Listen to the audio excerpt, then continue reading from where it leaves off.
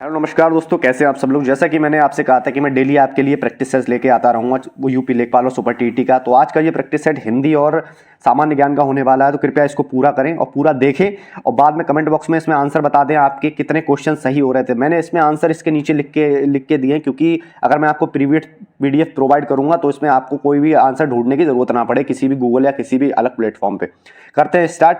पहला क्वेश्चन है, सूरदास के गुरु कौन थे। देखिए, सूरदास के गुरु कौन थे। सूरदास जो एक भक्तिकालीन कवि थे, जो कृष्ण भक्ति के कवि थे।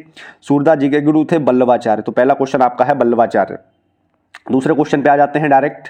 छंद पढ़ते समय आने वाले ब्राह्म चिन्ह क्या होता है। छंद में देखिए ब्राह्म चिन्ह होते हैं, यति होती है, तुक होती है, गढ़ होती है। जैसे तुक मिलती है कि जो अंतिम लाइन पहले वाक्य की अंतिम लाइन और दूसरे वाक्य की अंतिम लाइन जब एक जैसी हो जाती है, या उसका अंतिम जो उसका शब्द होता है उसमें तुक एक जैसी दिखाई देती है, जो खासकर कविताओं में होती है, तो उसको तुक कहते हैं। तो इसमें छंद पढ़ते समय आने वाला ब्राह्म चिन्ह कहते हैं यति। ठीक है, छंद पढ़ते समय आने वाला जो ब्राह्म चिन्ह होता है इसको यति कहते हैं। नेक्स्ट लाइन पे आ जाए, जहां वाक्य की गति अंतिम रूप ले ले, बाकी गति अंतिम रूप ले ले, वहां तार टूट जाए, वहां किस चीज का प्रयोग किया जाता है। इनको यहाँ पे ये कहना चाहिए, जब वाक्य अंतिम रूप से कोई भी वाक्य लिखा जा रहा है तो उसके अंत में होने वाले चिन्ह को क्या कहते हैं। इस प्रकार से ये क्वेश्चन होना चाहिए। तो इस क्वेश्चन का आंसर हो जाएगा पूर्ण विराम। ठीक है, पूर्ण विराम। जब कोई हम वाक्य लिख देते हैं तो उसके अंत में जो कोई निशान लगता है तो उसको हम पूर्ण विराम कहते हैं, जैसे वो इस प्रकार का होता है। ठीक है, नेक्स्ट पॉइंट पे आ जाते हैं। नेक्स्ट क्वेश्चन है, अमर्ष क्या है। अमर्ष एक प्रकार का भाव होता है जो हमारे मन में उत्पन्न होता है। ठीक है, अमर्ष एक प्रकार का भाव है जिसको हम कह सकते हैं एक संचारी भाव है। विभाव, अनुभाव, संचारी भाव, 3 प्रकार के भाव होते हैं।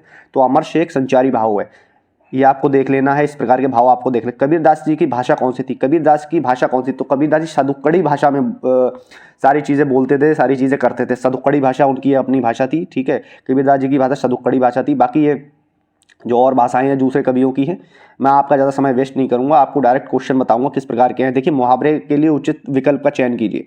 मुहावरे का उचित विकल्प क्या होगा। द्रौपदी का चीर का अर्थ है, मतलब द्रौपदी का चीर मतलब जो कभी खत्म नहीं होता है। आप लोगों ने कहानी तो सुनी होगी महाभारत की कि द्रौपदी का जो चीर था वो खत्म नहीं हो रहा था। भगवान श्री कृष्ण ने अपने चमत्कार से उनको इतनी लंबी साड़ी प्रदान कर दी कि जो खत्म नहीं हो रही थी। तो इसका डायरेक्ट अर्थ होता है कभी खत्म नहीं होना। ठीक है, ऑप्शन नंबर सी इसका आंसर है, कभी खत्म नहीं होना। नेक्स्ट क्वेश्चन पे आ जाते हैं, कूपमंडूक होना। लोग कह नहीं देते कि कूपमंडूक हो क्या, मतलब सीमित ज्ञान के साथ हो क्या। तो इसका आंसर हो जाएगा सीमित ज्ञान है, सीमित अनुभव होना। कूप माने कुआं, मंडूक माने मेढक। कूपमंडूक मतलब सीमित ज्ञान है, सीमित अनुभव होना। ठीक है, नेक्स्ट क्वेश्चन पे आ जाते हैं। नेक्स्ट क्वेश्चन क्या है।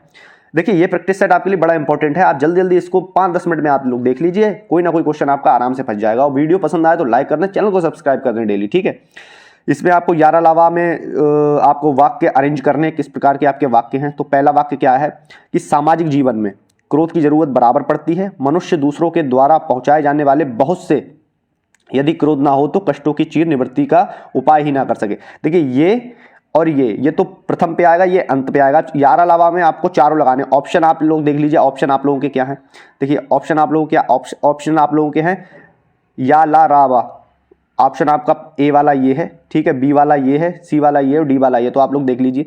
तो क्या होगा, सामाजिक जीवन में क्रोध की जरूरत बराबर पड़ती है। मनुष्य दूसरों के द्वारा पहुंचाए जाने वाले बहुत से कष्टों की चीर निवृत्ति का उपाय ही ना कर सके यदि क्रोध ना हो। तो ये प्रकार होगा इसका, देख लीजिए। या ला रा वा, मैंने देखिए बताया ना, या ला रा और वा, ये इसका सही हो जाएगा इसका आंसर। ठीक है, नेक्स्ट क्वेश्चन पे आ जाते हैं।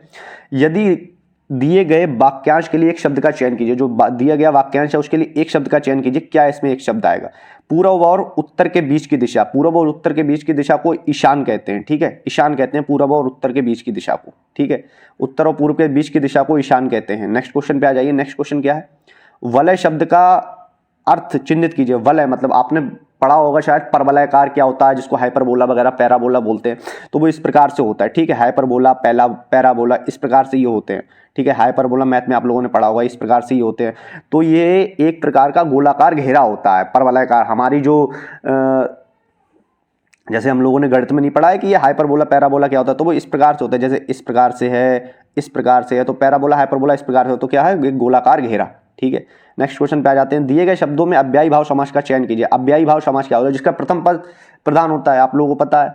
ठीक है, तो अव्ययी भाव समास में क्या होगा, आजीवन। ठीक है, आजीवन। अव्ययी भाव समास क्या होगा, जिसमें प्रथम पद होता है। प्रथम पद जैसे मान लीजिए यथाशक्ति, तो यथाशक्ति में शक्ति का अपना अर्थ निकल रहा है, मतलब जिसका एक प्रकार से अर्थ भी ना निकले, आप ये भी कह सकते हैं। तो जीवन इसमें जिसका अर्थ निकल रहा है जीवन, आ मतलब आजीवन, तो ये अव्ययी भाव समास हो गया। ठीक है, नेक्स्ट क्वेश्चन पे आ जाते हैं। ठीक समय पर आ जाने में कौन सा कारक है? ठीक समय पर आ गया, ये कौन सा कारक है? ठीक समय पर आ गया। ठीक है, पर, तो ये इस प्रकार का आपका अधिकरण कारक है। ठीक है, कर्ता ने कर्म को करण से संप्रदान के लिए अपादान, ठीक है, इस प्रकार से आपका ये अधिकरण कारक हो जाएगा। ठीक समय पर आ गया, ये पर से लेके ये ठीक समय पर आ गया, ये वो वाला नहीं है पेड़ पर पत्ते, पेड़ पर जैसे कोई भी छत पर बिल्ली बैठी है उस प्रकार से ये नहीं है। ठीक है, ये सीधे इसका अधिकरण हो जाएगा। नेक्स्ट क्वेश्चन पर आ जाइए। मंदिर मंदिरा युग्म का उपयुक्त अर्थ वाला युग्म कौन सा होगा? मंदिर और मंदिरा, मंदिर मतलब पूजा घर, ये तो आपको पता ही होगा, पूजा घर भी कह सकते हैं मंदिर को, देवालय भी कह सकते हैं मंदिर को। ठीक है, पूजा घर भी हो जाता है मंदिर, देवालय भी हो जाता है। और मंदिरा का क्या होगा? मंदिरा का होगा, पहले तो ये सही हो जाता अगर कुछ और होता तो इसमें हो जाए मंदिरा मतलब मदिरा मतलब अश्वशाला। ठीक है, ये इसका आपका आंसर सही हो जाएगा। नेक्स्ट क्वेश्चन पे आ जाइए। मिश्र वाक्य कौन सा है? मिश्र वाक्य वो होते हैं जो दो सरल वाक्यों से मिलकर बने होते हैं, उनको मिश्र वाक्य कहते हैं। ठीक है, जैसा शायद आपको पता होगा, दो सरल वाक्यों से मिलकर बने होते हैं उनको मिश्र वाक्य कहते हैं। मेरे आते ही वर्षा होने लगी, ठीक है, ये तो नहीं है, ये तो सिंपल है। उसके जाने के बाद वर्षा होने लगी, वह घर से निकला और वर्षा होने लगी, ये दो वाक्य संयुक्त वाक्य है। वह घर से निकला और वर्षा होने लगी, ज्यों ही वह घर से निकला वर्षा होने लगी, मतलब इसका संबंध इससे है। ठीक है, ज्यों ही वह घर से निकला, मिश्र वाक्य है ये, तो ये डी इसका आंसर हो जाएगा। नेक्स्ट क्वेश्चन पे आ जाइए। नेक्स्ट क्वेश्चन आपका क्या कहता है? आज बरसों बाद उठी है इच्छा हम कुछ कर दिखाएं, एक अनोखा जश्न मनाएं, अपना कोरा अस्तित्व जमाएं। आज बरसों बाद सूखे पत्ते पर बसंत ऋतु आई, गहनता की फसल लहलाई है, शायद इसी कारण आज बरसों बाद उठी है इच्छा हम कुछ कर दिखाएं, अपना कोरा अस्तित्व जमाएं। कवि के मन में इच्छा उत्पन्न क्या हुई है? कवि के मन में इच्छा होती, कवि के मन में जो इच्छा उत्पन्न हुई वो कह रहा है कि कुछ महत्वपूर्ण कुछ काम कर लिया जाए, मतलब कोई इच्छा आ रही है मन में कि कुछ किया जाए, उठी है इच्छा हम कुछ करके दिखाएं। देखिए डायरेक्ट इसमें दिखा गया है, तो उसका आंसर हो जाएगा कुछ महत्वपूर्ण कार्य करने की इच्छा हुई। बाकी मन से बातें करने की ये गलत है, खुशियां मनानी गलत, अपनी पहचान बनाने की ये बिल्कुल गलत है। ठीक है, नेक्स्ट क्वेश्चन पे आ जाइए। रिक्त स्थान पर देखिए कौन सा विकल्प इसमें आएगा? रामू की डैश केवल इसलिए हुई क्योंकि राजीव उसकी डैश अधिक बुद्धिमान है। राजीव रामू की उपेक्षा इसलिए हुई, मतलब रामू की बेइज्जती इसीलिए हुई क्योंकि राजीव उसकी अपेक्षा अधिक बुद्धिमान है। तो इसका ऑप्शन सी इसमें सही हो जाएगा, इसका ऑप्शन सी सही हो जाएगा इसमें, क्योंकि राजू की उसकी उपेक्षा रामू की तब हुई क्योंकि वो उससे ज़्यादा बुद्धिमान है राजीव। ठीक है, नेक्स्ट क्वेश्चन पर आ जाइए। नेक्स्ट क्वेश्चन आपका क्या कहता है? अलंकार इसमें पहचानना है। पानी विच मीन प्यासी मोहि सुनी सुनी आबे हंसी, सुनी सुनी आबे हंसी। ठीक है, तो इसमें विशेषाक्तु या अलंकार होगा कि मतलब कोई विशेष बात से उसे हंसी आ रही है, कोई किसी विशेष बात से उसको हंसी आ रही है, तो किसी विशेष बात का यहाँ वर्णन हो रहा है तो उसको हंसी आ रही है। ठीक है, कोई भी बात चल रही है लेकिन उसको हंसी आ रही है, तो इसमें विशेष, देखिए भावना मतलब इसमें विभावना तो होगा नहीं, किसी चीज़ का विभाव तो इसमें हो नहीं रहा है। अतिशयोक्ति बढ़ा चढ़ाकर कोई बात नहीं कही जा रही। उपमा किसी से कोई इसका वो भी नहीं हो रहा है, कंपैरिजन भी नहीं हो रहा है, मतलब उपमा भी नहीं हो रहा है, तो ये इसका आंसर सी सही हो जाएगा। नेक्स्ट क्वेश्चन पे आइए। निम्नलिखित विकल्पों में से किस विकल्प में सभी शब्द व्यक्तिवाचक संज्ञा? व्यक्तिवाचक संज्ञा इसमें किस में होंगे? राम, ये ठीक है व्यक्तिवाचक संज्ञा है। रामचरितमानस, ठीक है, ये भी व्यक्तिवाचक संज्ञा क्योंकि रामचरितमानस तो एक ही है ना। गंगा, ये भी व्यक्तिवाचक संज्ञा है। तो इस प्रकार से, और इसमें ले लीजिए मिठास, ये मिठास नहीं है, ये मिठास तो वो वाली है, भाववाचक संज्ञा है। ठीक है, मिठास भाववाचक संज्ञा है। बुढ़ापा ये भी नहीं होगा, पुस्तक ये भी नहीं होगा, पुस्तक वकील, ममता, ममता ये भी नहीं होगी, ये भी भाववाचक संज्ञा। तो आंसर नंबर 1 इसका हो जाएगा सही, option number 1। Next question, Ganga का क्या पर्यायवाची? गंगा का पर्यायवाची इसमें क्या होगा? गंगा का पर्यायवाची इसमें कालिंदी होगा। ठीक है, गंगा का पर्यायवाची नहीं है, सॉरी, गंगा का पर्यायवाची नहीं है। देखिए मंदाकिनी होता है गंगा का पर्यायवाची, भागीरथी भी होता है क्योंकि भागीरथ गंगा को लेके आए थे, सुर सरिता भी होता है, कालिंदी नहीं होता है। कालिंदी शायद यमुना का पर्यायवाची होता है, मैं शायद कालिंदी शायद यमुना का पर्यायवाची होता है, आप लोग चेक कर लीजिए। यमुना का शायद पर्यायवाची कालिंदी होता है, जो मैं अपने ज्ञान से आपको बता रहा हूँ। नेक्स्ट है सही वर्तनी वाला शब्द का चयन कीजिए। देखिए श्रृंगार गलत होता है क्योंकि श्रृंगार हमेशा ऐसे लिखा जाता है। ठीक है, श्रृंगार ऐसे लिखा जाता है क्योंकि ये जो एक रा आ गया तो ये श्रृंगार, ये तो होगा नहीं। ठीक है, मुश्किल ये भी नहीं होगा। ठीक है, सही वर्तनी का चयन कीजिए, ये भी नहीं होगा। अवन्नति ये नहीं होगा। मातृभूमि, ठीक है, ये भी गलत है, मातृभूमि, तो शायद यही सही होगा अवन्नति। ठीक है, लेकिन इसमें इन लोगों ने आंसर नहीं दिया गया है। समूहार्थक शब्द का चिन्हित किया, जो समूह में है, जैसे भीड़, इसमें तो भीड़ है। समूहार्थक पुरुष, मनुष्य, ये गलत है, ये वाला ऑप्शन भी इनका गलत है, ये हो जाएगा इसमें भीड़। ठीक है, ये लगा लीजिए, ये ऑप्शन गलत है, शायद उसमें मिस्टेक हो गई है। आंशिक शब्द में प्रत्यय क्या है? आंशिक शब्द में प्रत्यय क्या है? प्रत्यय हमेशा मैंने बताया था ना, रेल के डिब्बे वाला, पीछे वाला डिब्बा प्रत्यय, आगे वाला डिब्बा उपसर्ग, ठीक है। तो उसमें प्रत्यय है आंशिक, शिक, आंशिक, तो शिक हो जाएगा इसमें, ठीक है। आंशिक में प्रत्यय, क्योंकि कुछ वो भी तो निकलना चाहिए, इसका सेंस भी तो निकलना चाहिए। नेक्स्ट क्वेश्चन पे आ जाइए आप।